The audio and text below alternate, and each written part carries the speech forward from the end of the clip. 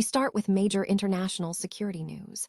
National Security Advisor Wai Sung-lak has confirmed that the suspension of Project Freedom has made a review of participation unnecessary. This development comes right after U.S. President Donald Trump announced a temporary pause on the operation, leaving the future of that crucial maritime escort mission in a new light.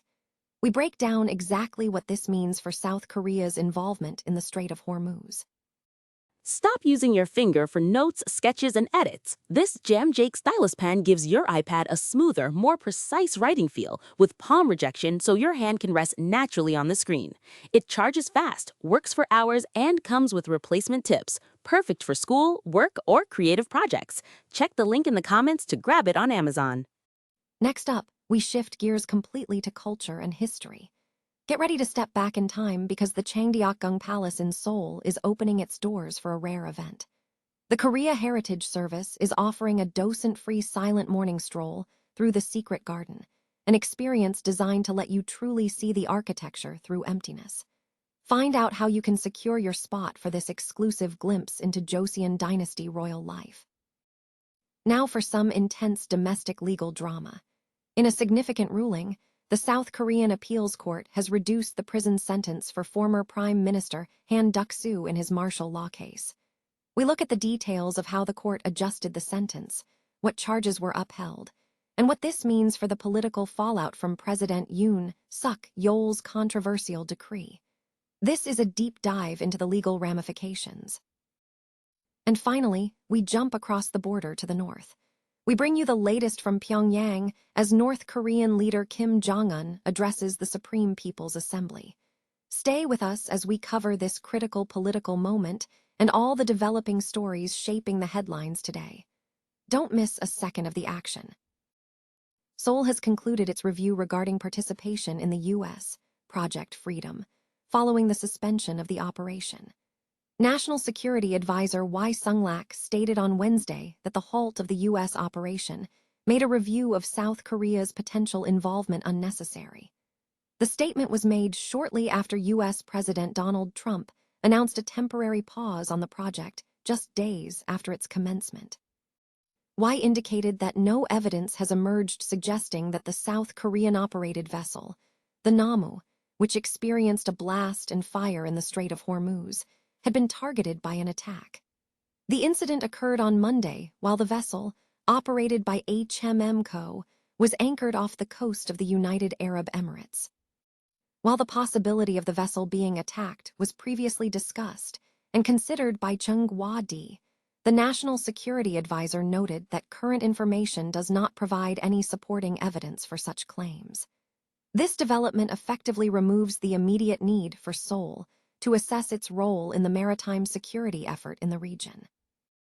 Seoul's historic Changdeok Palace is offering a unique, docent-free experience for visitors, allowing them to explore its renowned secret garden in a state of quiet contemplation.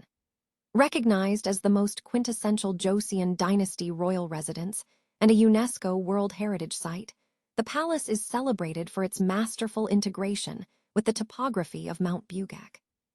The Korea Heritage Service has announced a limited-time program called Muon Jaejak, or Silent Walk, scheduled from May 14 to 17.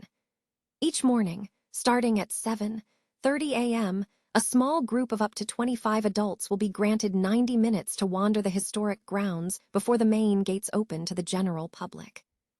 This experience deliberately eschews traditional guided tour. Participants are encouraged to engage in viewing through emptiness, allowing the natural ambience, including the light, the sounds of garden streams, and the wind, to serve as the narrative. To foster reflection, seating will be provided near the Bayangji and Eryongji ponds.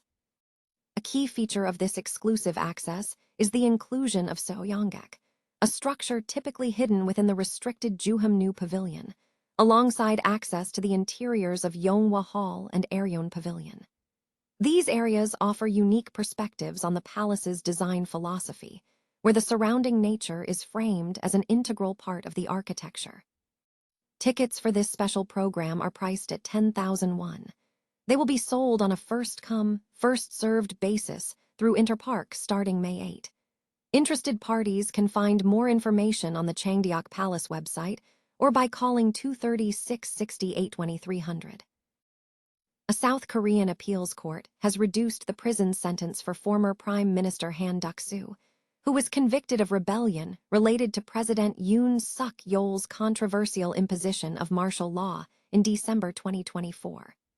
The Seoul High Court upheld most of Han's convictions, but lowered his sentence from 23 years to 15 years.